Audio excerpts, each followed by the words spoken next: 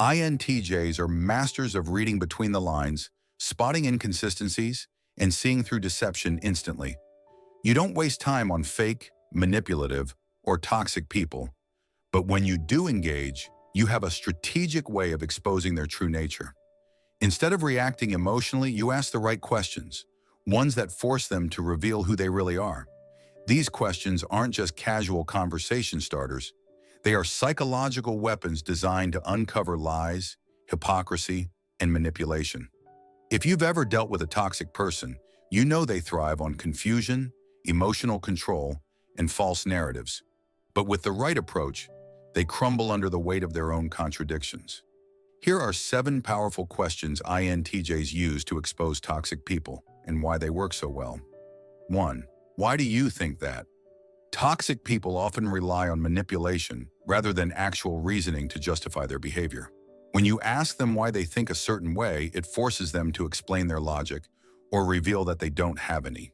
Most of the time, their argument falls apart immediately because it was built on emotion, not facts. Unlike others who blindly accept their claims, you demand actual substance. If their response is vague, defensive, or aggressive, it's a sign they never expected to be challenged.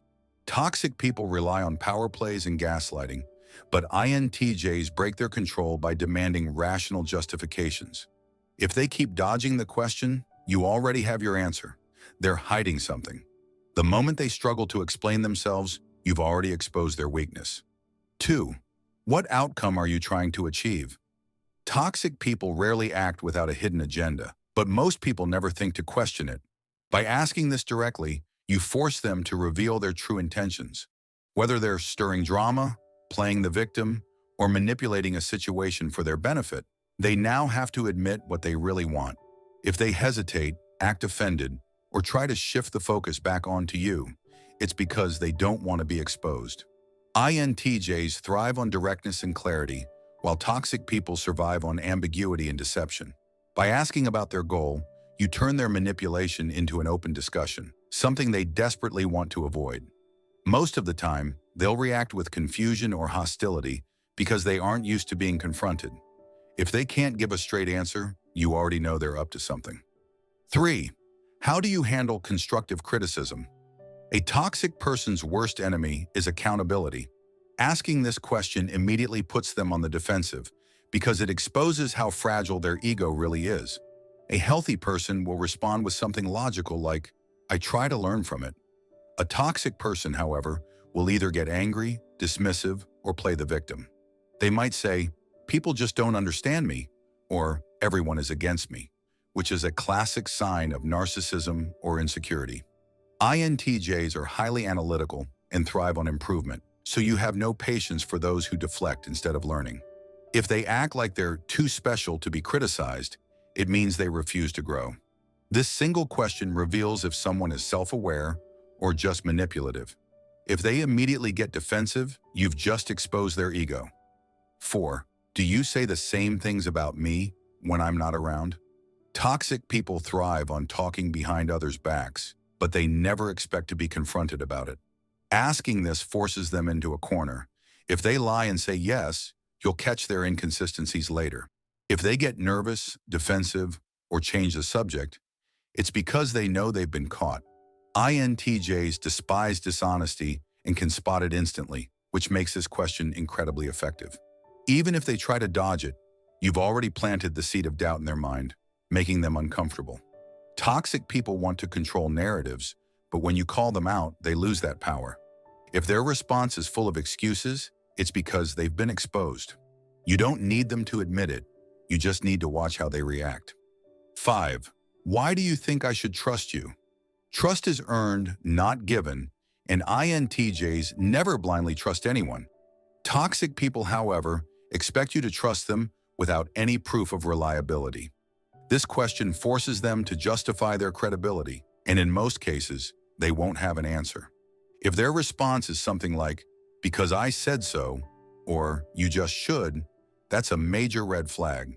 People who deserve trust will point to consistent actions, honesty, and reliability. Those who demand trust without proving themselves are usually manipulators. INTJs test people before letting them in. and this question instantly filters out the untrustworthy. If they can't explain why they should be trusted, it's because they shouldn't be. 6. Have you ever taken responsibility for your mistakes? Toxic people avoid accountability at all costs. When you ask them this, they either deflect, shift blame, or act like they're always the victim. They'll say things like, "It wasn't my fault," or "People just misunderstood me." If they struggle to name a time they took responsibility, that's because it has never happened.